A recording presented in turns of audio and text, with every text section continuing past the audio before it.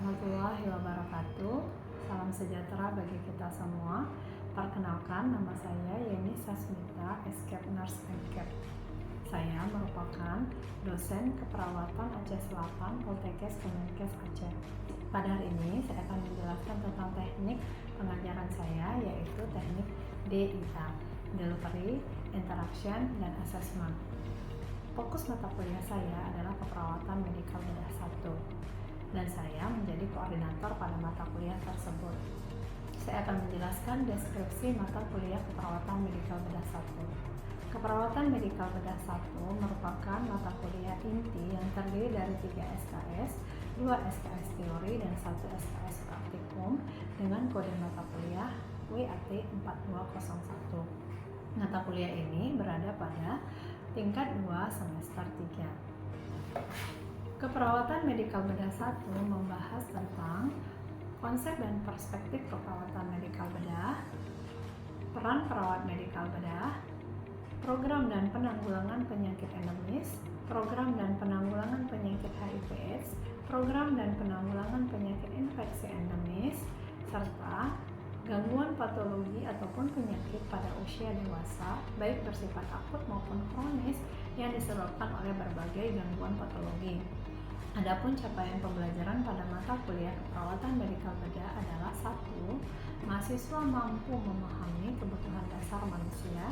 Yang kedua, mahasiswa mampu memberikan asuhan keperawatan baik bersifat individu, keluarga, dan kelompok, baik sakit maupun sehat, dan kegawat daruratan dengan memperhatikan aspek bio, psikososial, kultural, dan spiritual yang menjamin keselamatan klien sesuai dengan standar asuhan keperawatan.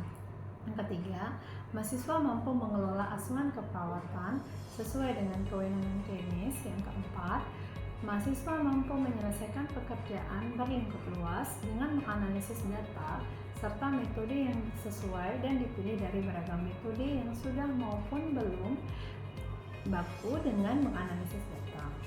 Yang kelima, mahasiswa mampu menunjukkan kinerja mutu dan kuantitas yang terukur. Materi pembelajaran diberikan selama 16 minggu efektif, termasuk ujian tengah semester dan akhir semester. Adapun materi pembelajaran terdiri dari 1. Konsep dan perspektif keperawatan medikal bedah. Yang kedua, peran perawat medikal bedah dalam kebijakan pelayanan kesehatan. Yang ketiga, penyakit tropis. Yang keempat, penyakit infeksi endemis. Yang kelima, penyakit HIV/AIDS.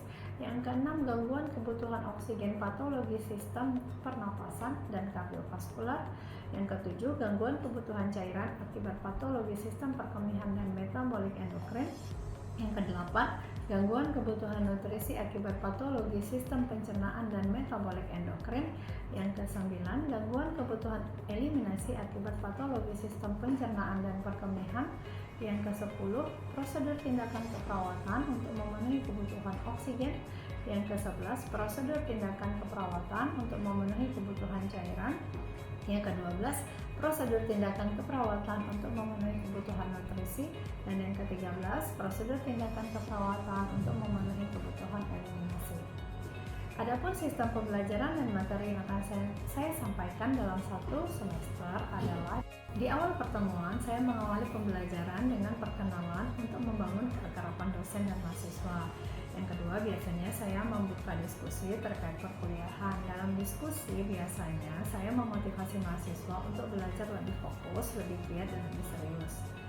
Selanjutnya, saya membahas kontrak perkuliahan dan kesepakatan bersama terkait proses perkuliahan, seperti jumlah pertemuan teori minimal 80% dan jumlah pertemuan praktikum minimal 100%, atau harus penuh semua, termasuk modul perkuliahan, agar mendapat gambaran pelaksanaan perkuliahan selama 1 semester ke depan dan sistem evaluasi pembelajaran. Selanjutnya, saya akan mencoba mengetahui pemahaman masing-masing mahasiswa terkait konsep keperawatan medikal bedah 1. Untuk pertemuan pertama, pembahasan terkait konsep dan perspektif keperawatan medikal bedah, di mana subcapaiannya adalah mahasiswa mampu menjelaskan definisi, peran, fungsi, serta lingkup komponen, tren, dan isu keperawatan medikal bedah. Pertemuan kedua, pembahasan terkait peran perawat medikal bedah dalam kebijakan pelayanan kesehatan nasional dan internasional, di mana subcapaiannya adalah mahasiswa mampu menjelaskan peran dan fungsi perawat, sistem pelayanan kesehatan, dan lingkup praktik keperawatan. Pertemuan ketiga, pembahasan terkait dengan penyakit tropis, di mana subcapaiannya adalah mahasiswa mampu menjelaskan penyakit malaria, DHF, dan filariasis. Pertemuan keempat, membahas tentang penyakit infeksi endemis, di mana subcapaiannya adalah mahasiswa mampu menjelaskan penyakit HIV/AIDS. Yang keenam, mahasiswa mampu menerapkan asuhan keperawatan sistem pernapasan kardiovaskuler seperti ISPA, TBC, dan call pulmonar.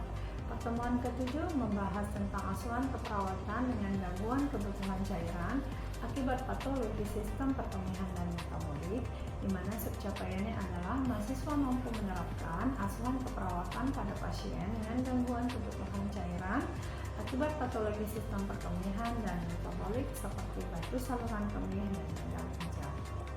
Pertemuan ke-8 melakukan ujian tengah semester. Pertemuan ke-9 membahas tentang asuhan keperawatan dengan gangguan kebutuhan nutrisi akibat patologi sistem pencernaan dan metabolik endokrin, di mana subcapaiannya adalah mahasiswa mampu menerapkan asuhan keperawatan pada pasien dengan gangguan nutrisi akibat patologi sistem pencernaan dan metabolik endokrin seperti diabetes mellitus. Pertemuan ke-10 membahas tentang asuhan keperawatan dengan gangguan kebutuhan eliminasi akibat patologi sistem pencernaan dan perkemihan, di mana subcapaiannya adalah mahasiswa mampu menerapkan asuhan perawatan pada pasien dengan gangguan kebutuhan eliminasi akibat patologi sistem pencernaan dan perkemihan. Pertemuan ke-11 membahas tentang asuhan perawatan dengan gangguan kebutuhan eliminasi akibat patologi sistem pencernaan dan perkemihan. Pertemuan ke-12 membahas tentang prosedur tindakan keperawatan gangguan oksigen. Ke-13 membahas tentang prosedur tindakan keperawatan gangguan kebutuhan cairan. Pertemuan 14 membahas tentang prosedur tindakan keperawatan gangguan nutrisi. Dan pertemuan ke-15 membahas tentang prosedur tindakan gangguan kebutuhan eliminasi. Dan yang ke-16, mahasiswa melakukan ujian akhir semester. Itulah gambaran pembelajaran perkuliahan keperawatan medikal bedah 1 pada semester yang berjalan. Adapun rujukan pembelajaran saya adalah sebagai bentuk strategi delivery proses penyampaian materi ke mahasiswa dengan menggunakan beberapa strategi, yaitu textbook. Di antaranya buku yang saya gunakan adalah karangan Brunner & Sugar. Kemudian media online baik Google maupun Google Scholar digunakan untuk mencari topik yang menarik yang dijadikan bahan diskusi terkait dengan materi perkuliahan. Selanjutnya dalam perkuliahan ini saya berinteraksi langsung dengan mahasiswa dalam menjelaskan materi-materi pembelajaran. Yang kedua adalah dengan case method dan collaborate learning dengan memberikan contoh kasus serta berkolaborasi terkait dengan masalah keperawatan medikal bedah. Selanjutnya, melakukan simulasi prosedur tindakan keperawatan sesuai dengan kebutuhan pasien serta pemberian kuis agar mahasiswa lebih semangat dan semakin termotivasi dalam mempelajari materi pembelajaran. Bentuk interaksi lain juga dengan menggunakan WhatsApp berkelas untuk diskusi terkait kendala-kendala selama proses perkuliahan. Pelaksanaan assessment dalam pembelajaran. Dalam proses ini bagaimana cara saya melakukan evaluasi penilaian terhadap mahasiswa. Di awal pertemuan, saya menjelaskan bobot penilaian mata kuliah ini, yaitu untuk laboratorium minimal pertemuan 100%, dan untuk penilaian teori terdiri dari UTS 35%, UAS 45%, tugas 20%, dan syarat kehadiran adalah minimal 80%. Demikian, selanjutnya saya akan menampilkan proses pengajaran yang saya lakukan pada mata kuliah keperawatan medikal bedah. Selamat menyaksikan dan terima kasih. Assalamualaikum warahmatullahi wabarakatuh. Waalaikumsalam warahmatullahi wabarakatuh. Baiklah, kita masuk mata kuliah keperawatan medikal bedah, di mana ini merupakan salah satu materi perkuliahan keperawatan medikal bedah 1 yang sebelumnya Ibu pernah melakukan kontrak perkuliahan ya, di mana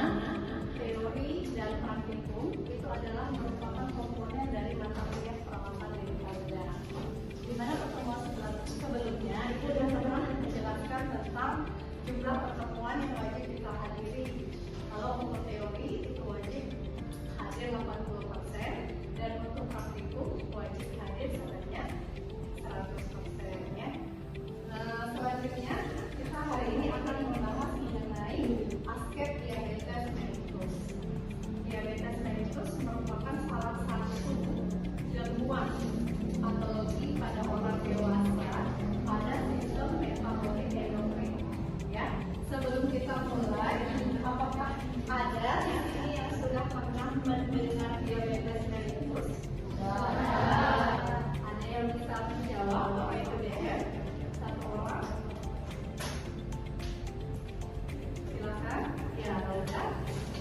Kalau menurut Laura kan Bu, kalau diabetes mellitus itu suatu gangguan yang terjadi di pankreas, ya tepatnya di pankreas kita, di sistem endokrinnya, di mana insulin dari tubuh itu tidak lagi mampu menangkap glukosa yang ada di tubuh.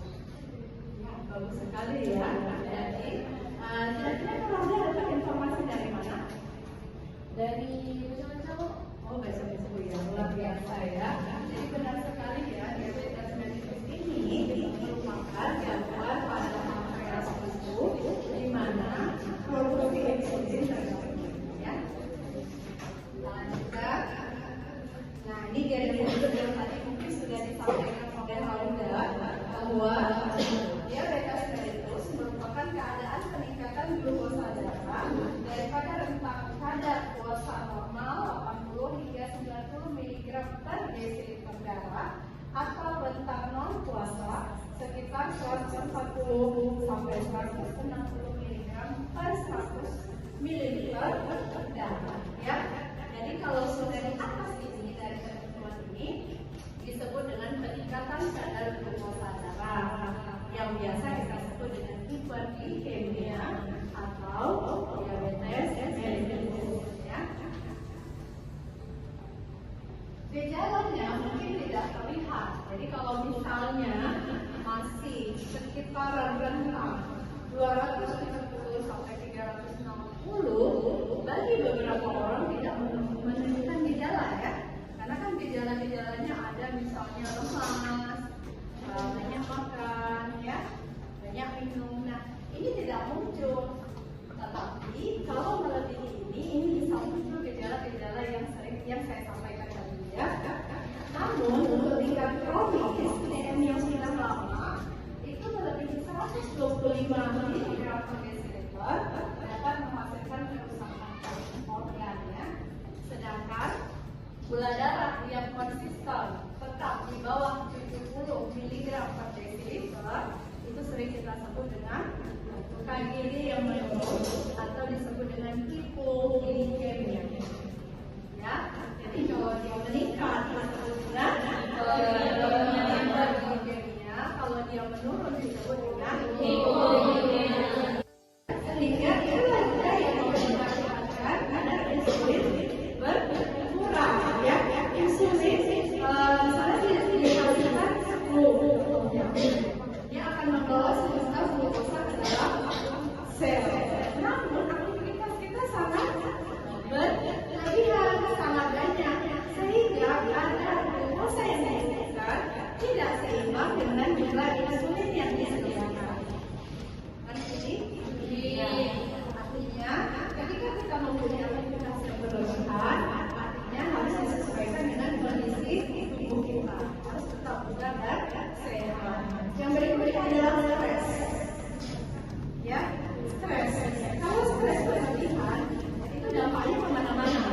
Salah satunya katanya bahwa kalau kita stres berlebihan menyebabkan produksi insulin kita juga terganggu. Kalaupun diproduksi insulin kita, kekuatannya untuk meningkatkan diri dengan glukosa melemah, sehingga dia tidak bisa menjadi transportasi ke sel. Ya, ada pun tapi tidak berfungsi dengan baik, rugi nggak bagi kita? Ya, makanya hindari stres ya. Dan yang terakhir infeksi. Infeksi sudah jelas. Kalau infeksi itu akan membantu imunitas tubuh ya. Dan itu salah satu juga tadi penyebab salah satu faktor etiologi dari DM adalah respon imun. Bisa dipahami? Ya. Ini faktor fisiologinya kita ya. Aku bacakan ya. Siapa yang nampak? Nampak ya? Hiperglikemia dapat disebabkan defisiensi insulin yang dapat disebabkan oleh proses autoimun pankreas yang berlebih dan herediter ya. Kerja pankreas yang berlebih tadi bisa menyebabkan aktivitas yang berlebihan. Jadi kalau aktivitas yang berlebihan merusak pankreas sehingga bisa menyebabkan insulin produksinya terganggu ya. Lalu dari penyebab tadi mengakibatkan insulin yang menurun mengakibatkan glukosa yang masuk ke dalam sel tersebut. Benar ya? Benar ya? Kan ibu kasih contoh. Glukosa itu ibaratnya yang diangkut. Insulin itu ibaratnya angkutan. Ya nggak? Darah itu ibaratnya jalan. Kalau misalnya jumlah insulin sedikit, berarti jumlah angkutannya sedikit. Kalau makan banyak, glukosa darah banyak, berarti jumlah yang diangkut banyak.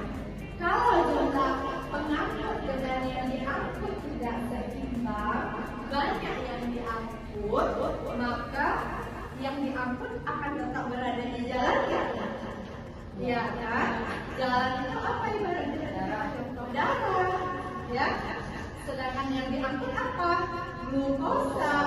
Jadi kalau insulinnya lebih sedikit, maka glukosa akan tetap berada di dalam darah dan tidak masuk ke dalam sel. Ya, jadi ada simpan dari hati dan di otak kambing. Kan kita simpan dari glukosanya ya. Lalu juga akan menurunkan penggunaan glukosa dan juga akan meningkatkan produksi glukosa oleh hati supaya sel tidak terlambat. Namun hal ini tidak baik terjadi secara terus-menerus karena ini kondisinya adalah kondisi yang tidak normal ya. Saya ingin bertanya, Bu.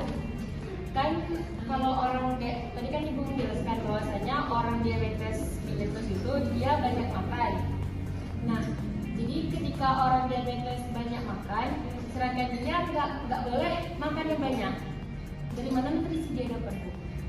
Bagus sekali pertanyaan dari salah satu teman Raudah ya, di mana Raudah bertanya pada pasien DM kondisinya adalah sering lapar, ya, sering banyak makan.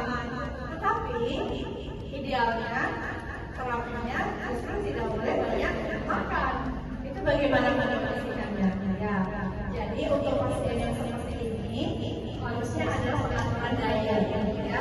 Pengaturan diet itu bukan artinya diet yang Anda pahami ya. Diet itu adalah pengaturan jadwal makan dan kalori yang diinginkan. Artinya, kenapa sering merasa lapar? Karena tadi adalah yang dia makan tidak bisa glukosanya diolah di dalam sel. Bukan berarti kekurangan glukosa, tetapi tidak masuk ke dalam sel. Yang kedua, yang perlu diatur adalah insulin, terapi insulin.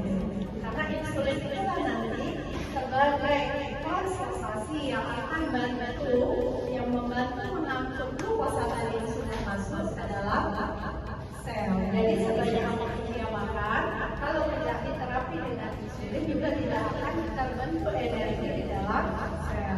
Caranya adalah membatasi kalori yang dia perlukan, lalu terapi insulin yang sesuai dengan anjuran dokter. Ketika itu sudah tepat, artinya yang dia makan nanti akan bisa diangkut ke dalam sel, membentuk energi, maka dia akan tidak merasa lemas lagi dan terlalu lapar. Karena sudah balance antara yang dia makan dengan energi yang dibentuk. Selama ini, ketika tidak ada pengaturan diet dan insulin, makan terus, tapi tidak diolah menjadi energi, perut lapar, lemas terus, sehingga tadi yang terjadi tidak seimbang, ya. Yang berikutnya adalah komplikasi neuropati yang terkait dengan saraf. Apa-apa saja keluhannya itu, ya, bisa juga refleks kardiovaskular terganggu, diare diabetes, bulimia, hipotensi dan sebagainya. Dan yang berikutnya adalah campuran, ya, vaskular neuropati ini sering di lupus, ya, sering terjadi ekstremitas bawah.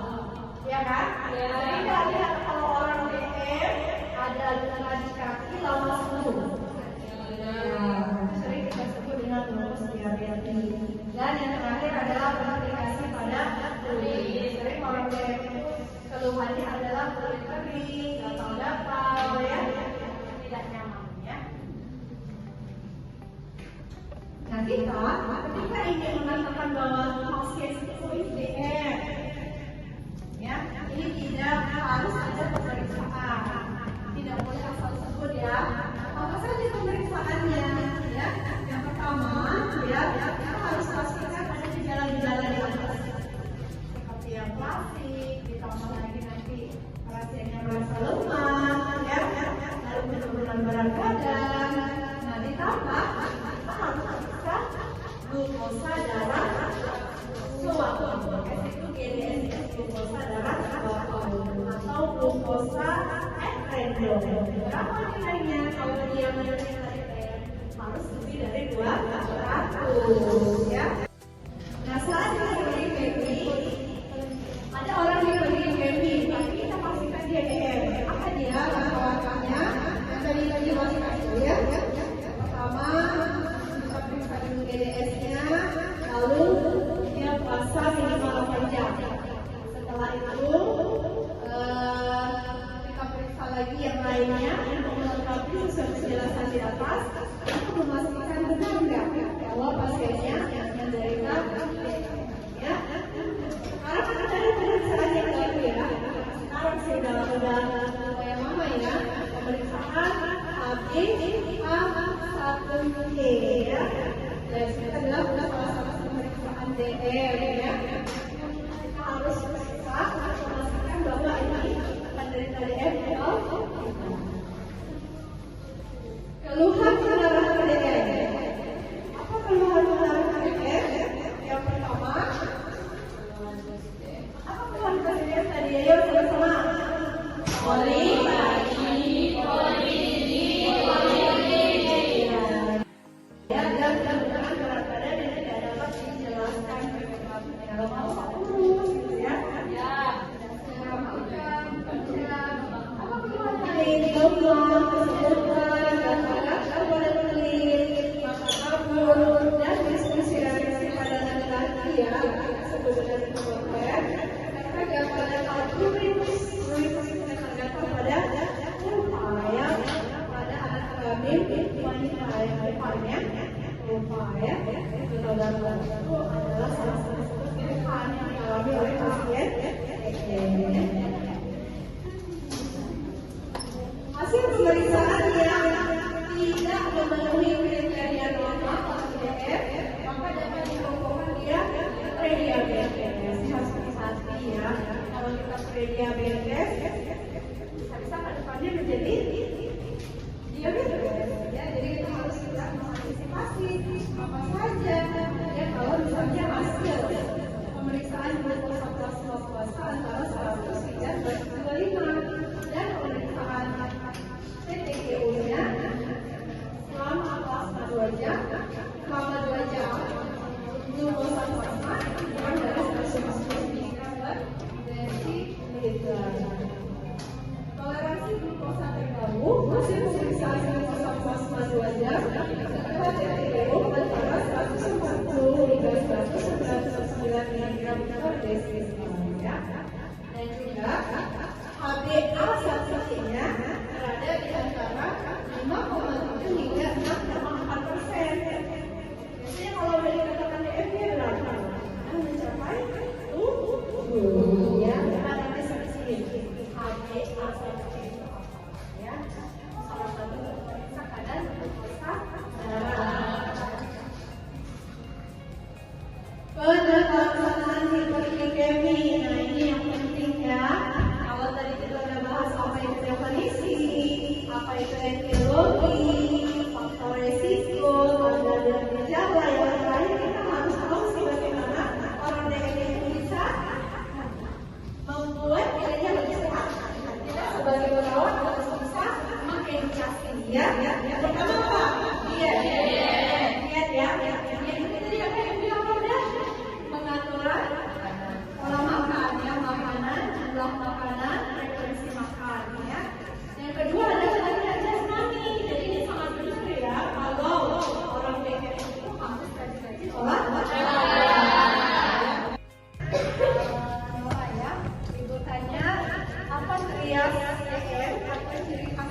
Coba sebutkan.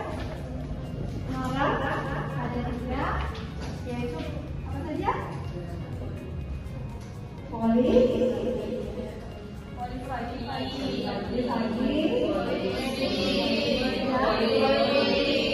ya. Oke, satu lagi urutannya adalah Salwa ya. Silakan Salwa menjawab.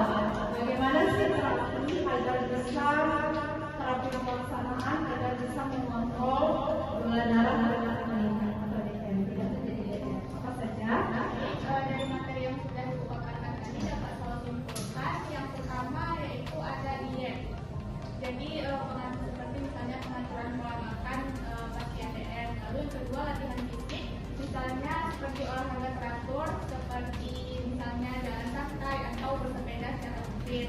Lalu yang ketiga itu ada penyuluhan, seperti penyuluhan bagaimana pola makan yang bagus untuk pasien DM tersebut. Ya, bagus sekali ya. Sepertinya apa yang disampaikan semua sudah memahami ya. Dan tadi hari ini bagaimana kita bisa mengelola DM dengan baik ya. Kita sebagai seorang perawat bisa mengkaji lebih detail lagi apa-apa yang dirasakan oleh pasien sehingga kita bisa memberikan asuhan perawatan dengan baik.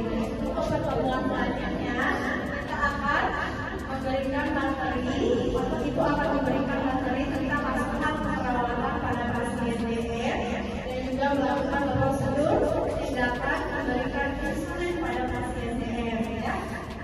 Mungkin ada pertemuan selanjutnya semuanya bisa memahami, silakan dibaca dulu ya. Pegangan kita adalah benar garis besar untuk asuhan perawatannya. Pegangannya adalah dasar punya SDKI, lalu SLKI, dan untuk panduan melakukan tindakannya adalah SOP. Demikian kuliah video hari ini. Terima kasih banyak. Assalamualaikum warahmatullahi wabarakatuh. Waalaikumsalam warahmatullahi wabarakatuh. Demikian penyampaian PDD UKTPT atau pernyataan diri dosen dalam unjuk Tridharma di bidang pengajaran. Terima kasih atas kesempatan yang diberikan kepada saya. Assalamualaikum warahmatullahi wabarakatuh.